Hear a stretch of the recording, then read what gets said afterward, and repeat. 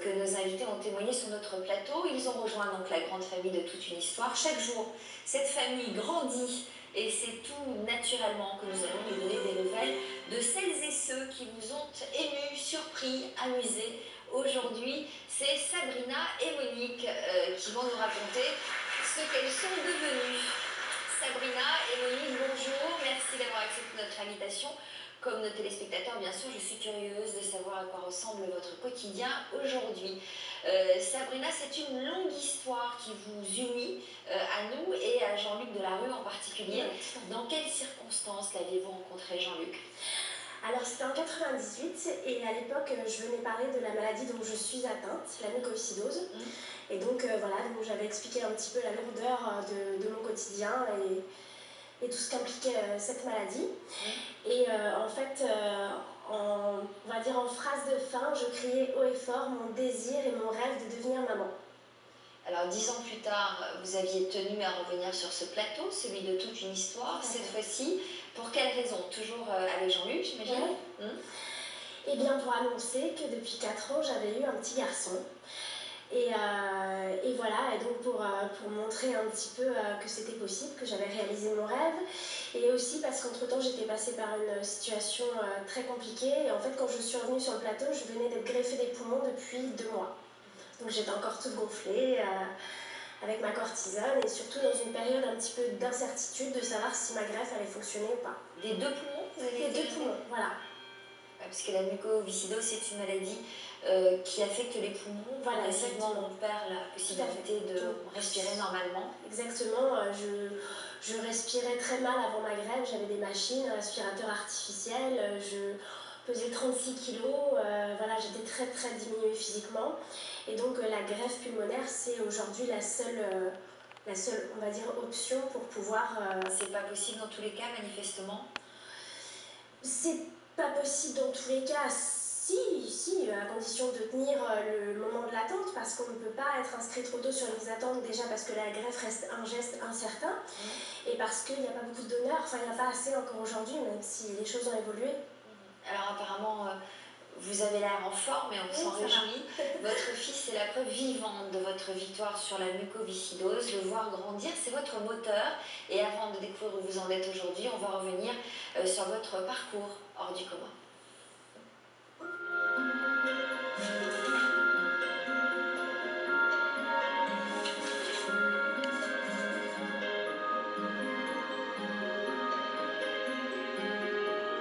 Si je m'en vais un jour, il y aura une trace pendant un an. En 1998, dans l'émission Ça se discute, Jean-Luc Delarue avait reçu Sabrina, une jeune fille atteinte de la mucoviscidose qui désirait avoir un enfant. 10 ans plus tard, en 2008, Sabrina revenait dans toute une histoire pour nous donner de ses nouvelles. Qu'est-ce qui a changé le plus important dans votre vie? Eh bien, je suis maman. J'ai réussi. Garçon, une fille, quel âge? Un petit garçon, Loès, qui a 4 ans et demi. Où en est la maladie aujourd'hui? Eh bien, beaucoup mieux depuis 2 mois, en fait. Depuis 2 mois? Voilà, parce que j'ai été greffée des poumons il y a 2 mois. Aujourd'hui, j'ai retrouvé une vie normale, je respire et je suis la plus heureuse. Bien que récemment greffée, Sabrina devait continuer à suivre un lourd traitement. Le matin, on prend le petit déjeuner avec l'OS. Il est habitué à tous ces médicaments, il en a quand même une 50aine par jour. Il sait l'importance que ça a de les prendre. Et... Tu expliques avec moi? Ça, c'est quoi? C'est pour faire quoi? Certains gestes du quotidien restaient une épreuve pour Sabrina. Mais malgré tout, elle tenait à s'occuper elle-même de son fils.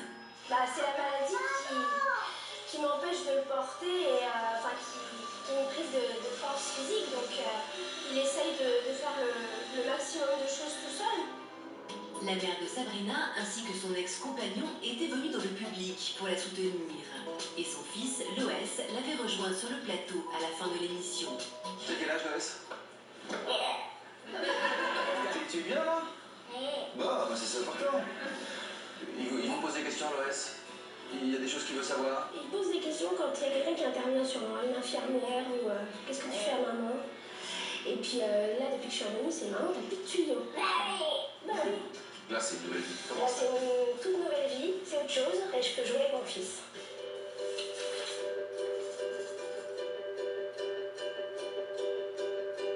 Cinq ans plus tard, Sabrina est une jeune femme débordante d'énergie. Désormais, elle respire normalement et à 32 ans, elle écrit une nouvelle page de sa vie. Juste après l'émission, en fait, j'étais encore dans un sentiment d'incertitude. Je ne savais pas vraiment si l'ARF allait fonctionner, si j'étais encore très fragile. Et puis en même temps, il m'a fallu un temps d'adaptation pour réaliser ce qui se passait. C'est-à-dire que j'ai complètement changé de vie. Sabrina a dû attendre 6 mois après sa greffe pour être sûre de ne pas faire de rejet. Peu à peu, elle a repris sa vie de femme et par-dessus tout, elle a pu être présente auprès de son fils Loès. Quand j'étais très malade, ma maman était tout le temps avec nous en fait. Donc j'étais pas une maman à 4000%. Mon fils avait 2 mamans en fait. Et là justement avec ce nouveau départ, cette nouvelle chance, cette renaissance, c'était une vie qui allait s'offrir à nous deux en fait. On allait tout partager tous les deux. Depuis, Sabrina peut enfin s'occuper de son fils à 100% et elle est totalement autonome. Alors ce qui a changé après l'opération avec ma maman, c'est que forcément elle a senti un petit peu un sentiment d'abandon. C'est-à-dire qu'elle était avec moi 24 heures sur 24, 7 jours sur 7, elle était ma confidente, mon infirmière, ma maman.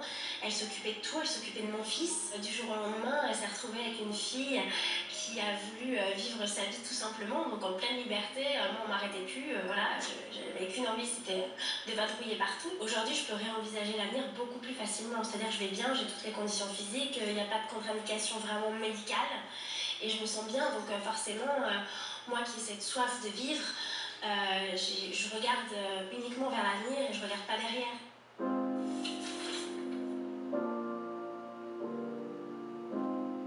Chantal, la mère de Sabrina, et Olivier, son ancien compagnon, ont toujours été à ses côtés. Et ils sont les premiers témoins de cette soif de vivre. J'ai trouvé que son témoignage était touchant, mais surtout pour les autres malades qui la regardaient. Et elle apporte un message d'espoir à tous les enfants atteints de mucoviscidose. Elle voulait surtout donner une image positive, dans le sens où les personnes qui ont sa maladie, elle voulait vraiment lancer un message, je pense. Dire aux personnes qui ont sa maladie, voyez, on peut avoir cette maladie et on peut avoir des enfants, on peut s'en sortir dans la vie. Après sa greffe, Sabrina a changé radicalement de vie et elle ne pense qu'à une chose, rattraper le temps perdu. Elle prend son envol et moi, je me retrouve, pas en disant j'ai plus rien à faire, mais voilà, comme j'avais l'impression d'un manque et en même temps d'un grand soulagement et contente pour elle qu'elle puisse vivre sa propre vie sans maman derrière. Ce qu'elle peut faire avec le petit maintenant, à l'heure actuelle, c'est en gros la totalité des activités qu'on peut faire avec un enfant. Maintenant, elle peut se permettre de l'emmener dans des parcs, d'aller à Disney. Je pense même qu'elle peut courir le 100 mètres maintenant avec ses nouveaux poumons, sans certitude, il faudrait essayer. Mais puis au niveau professionnel, elle a pu mener ses projets à bien. Aujourd'hui, j'aurais à lui dire, ma fille, je suis très fière de toi, continue ton combat et ne t'occupe pas de ce que les gens peuvent dire. C'est quelqu'un qui me touche, je suis fier d'elle et de ce qu'elle a fait. Et au-delà de notre relation, c'est une personne vraiment bien qui s'est toujours battue et je pense que c'est une belle image pour quelqu'un qui a une maladie, Sabrina.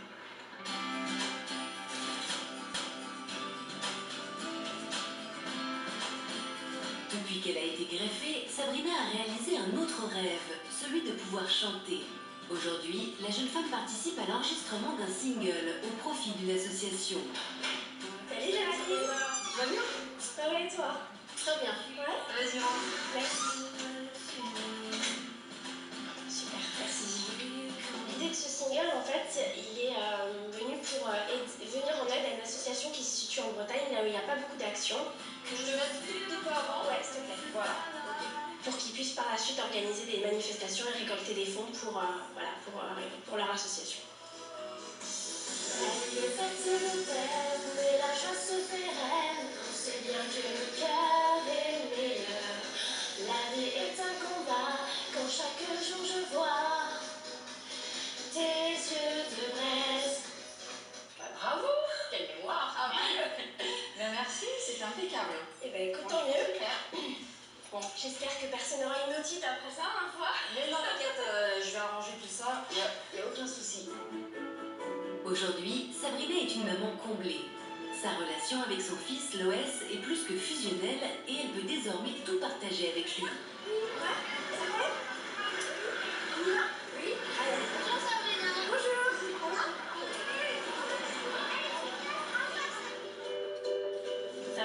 ta journée? Oui, bien et toi? Bah oui, ça va. Et tes copains, ça a été? Oui. T'as joué dans la cour? Oui.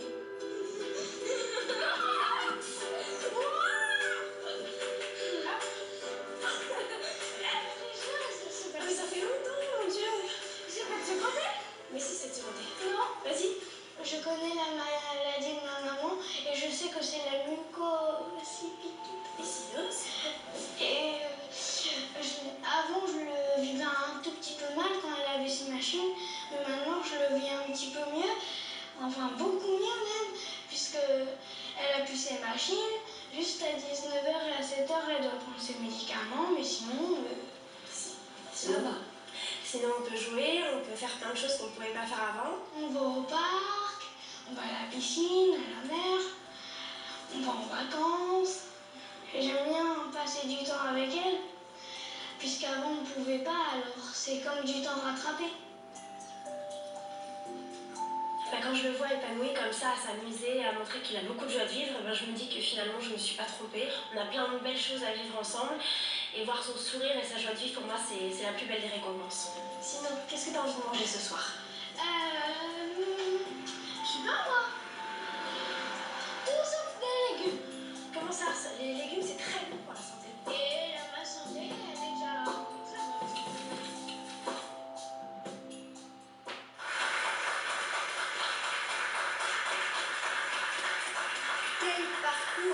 Quel parcours, quel chemin de vie, quelle victoire sur la maladie et on sent vraiment à quel point vous êtes battu pour votre liberté. Ouais. Je suis très émue. Voilà, c'est vrai que j'ai réalisé mon rêve. J'ai un enfant qui est très épanoui, on est très fusionnel, on fait tout l'un et l'autre. Et je pense que j'ai prouvé que c'était possible quand on a la volonté de vouloir quelque chose, on peut y arriver. Pourquoi vous êtes si émue? Je suis émue parce que déjà c'est mon histoire, parce que c'est une période douloureuse de ma vie et en même temps très belle.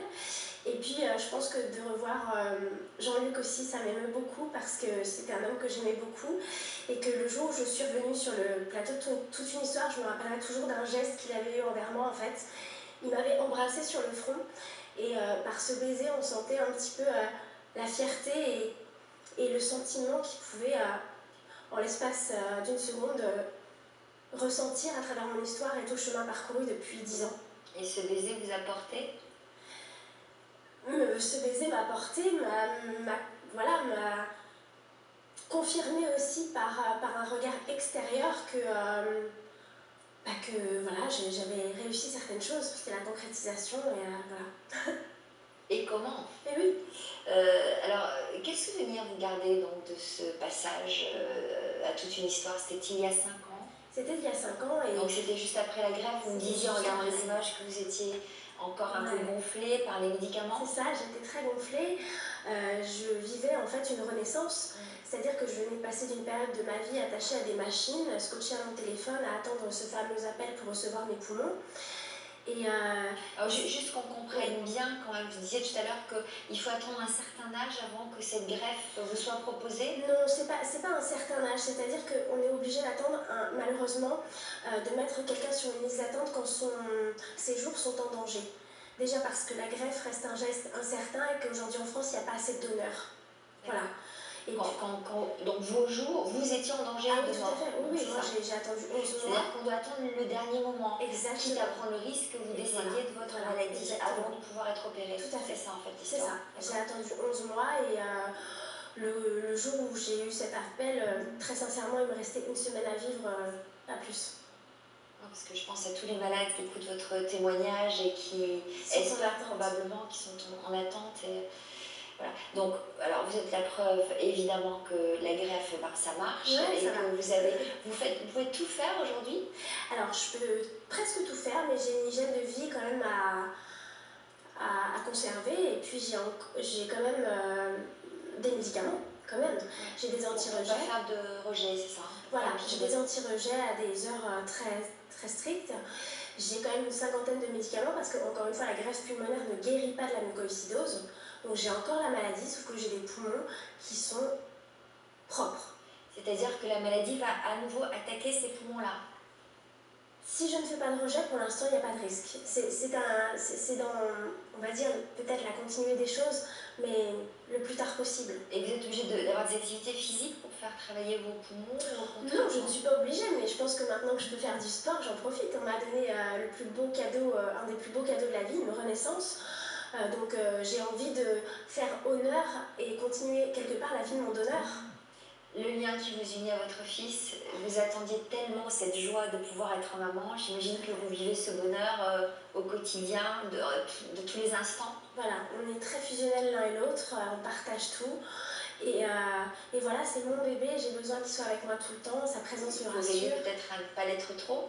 Vous y Non, pensez à ça? non. C'est vrai qu'on est très fusionnels, on est très proches, on passe beaucoup de temps ensemble, mais attention, je ne le prive pas non plus de sa vie de petit garçon. C'est un garçon très épanoui, il a ses copains, il rigole, il joue. Voilà, sauf qu'on rattrape un petit peu ce qu'on n'a pas pu faire avant. On a l'impression que vous avez eu un besoin de liberté absolue. On entendait votre ex-compagnon témoigner. On a compris que vous êtes restés très proches. Mais quoi, vous avez eu besoin de couper tous les liens que vous aviez? J'ai pas eu besoin de couper tous les liens, mais j'ai passé une période de ma vie où j'étais redevenue une petite fille et j'étais très dépendante des autres. Donc à un moment donné, j'avais 26 ans, j'avais besoin d'être une femme et de montrer que je pouvais vivre toute seule. J'ai été une petite fille, j'ai eu une maman, j'ai eu des gens qui se sont occupés de moi, mais à 26 ans, j'avais donné la vie, j'avais envie d'être une maman accomplie. Et puis moi, en tant que femme, de me retrouver. Et avec un compagnon, non, c'est pas possible. Alors aujourd'hui... Enfin, je veux dire, ça passait par le fait de vous séparer de lui pour que vous vous sentiez femme. Non, on s'est séparés avant. Ah d'accord. Ah oui. Très bien. Comment votre entourage a-t-il réagi après avoir entendu votre témoignage? Alors après l'émission, ça a été beaucoup plus simple et je pense que j'ai pu faire taire certaines personnes. Mais qu'est-ce qu'on disait? Mais il y a des gens qui portaient des jugements quand je suis tombée enceinte et qui disaient mais c'est complètement égoïste, de toute façon tu es malade, tu risques de mourir, tu risques de faire un orphelin. Alors que moi dans mon discours, je reste persuadée, et c'est la vérité, que personne aujourd'hui n'est à l'abri de quoi que ce soit et que la vie de chacun peut s'arrêter du jour au lendemain, d'une minute à l'autre. Bien sûr. Donc voilà, donc les gens ont un petit peu plus relativisé et revu leur jugement. D'accord. Vous avez reçu plein de messages Oui, sur le forum, j'ai reçu beaucoup de messages, des messages d'encouragement et puis des messages aussi... Regardez qui nous voyons à l'image. Il a l'air bien dans ses baskets, petit garçon. Il a quel âge aujourd'hui? Il va avoir 10 ans en juillet. Alors, vous disiez plein de messages. Voilà, plein de messages d'encouragement et puis des messages de malades. Pas seulement atteints de la mucoviscidose, des gens en très mauvaise santé qui ont l'espoir un jour d'avoir un enfant et de se dire que voilà, finalement je leur ai donné un petit peu d'espoir et de confiance. Peut-être avez-vous un message à faire passer aujourd'hui concernant les greffes, les donneurs et le fait que c'est important peut-être de se constituer C'est donneur? très important de se positionner sur le don d'organes parce que ça peut sauver jusqu'à 7 vies et je pense que ça mérite réflexion. Et on peut être pour ou contre la greffe. Je ne porte pas de jugement pour les gens qui sont contre. Maintenant, je pense qu'il faut en parler en famille, c'est vraiment très important parce que quand il arrive quelque chose, c'est des sujets qui ne sont pas abordés et dans le doute, on ne sait pas et on ne prélève pas.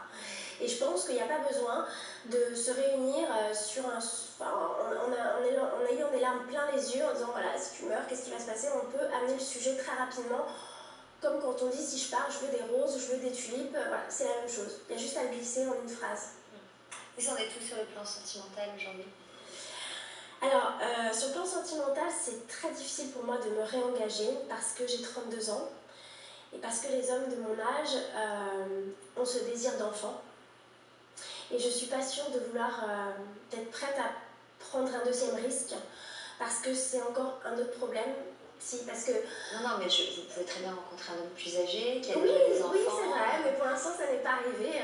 Je suis dans une fourchette encore dans mes âges. Mais voilà, c'est compliqué parce que je risque de faire un rejet et j'ai peur de reprendre le risque et de... Je comprends, mais il est possible que vous rencontriez un homme qui a déjà des enfants lui-même. Peut-être, pour l'instant, c'est pas le cas. D'accord. Très bien. En tout cas, vous ne laissez personne indifférent. Nous saluons votre détermination et souhaitons que votre témoignage donne beaucoup d'espoir à d'autres enfants malades. Juste un mot sur votre nouveau projet, ce disque dont nous avons vu chanter quelques extraits. Alors voilà, donc pour moi, toutes les mobilisations pour la mucoviscidose sont importantes. Et là, pour ce disque, en fait, c'est pour une petite association qui s'appelle La Bresse de l'Espoir. C'est une famille qui lutte contre la mucoviscidose en Bretagne où il n'y a pas beaucoup de manifestations. Et voilà, donc c'est un disque qui a pour but de faire connaître l'association. Et si je peux me permettre, donc quand j'ai fait le reportage, je rêvais d'être comédienne. Et à la rentrée prochaine, je serai sur les planches dans une pièce intitulée Le rôle de ma vie. Donc je suis très contente. Vous êtes plusieurs ou c'est 4? Bravo. À Paris, ce sera À Paris, au Théâtre Clavel à partir du 5 septembre. au théâtre?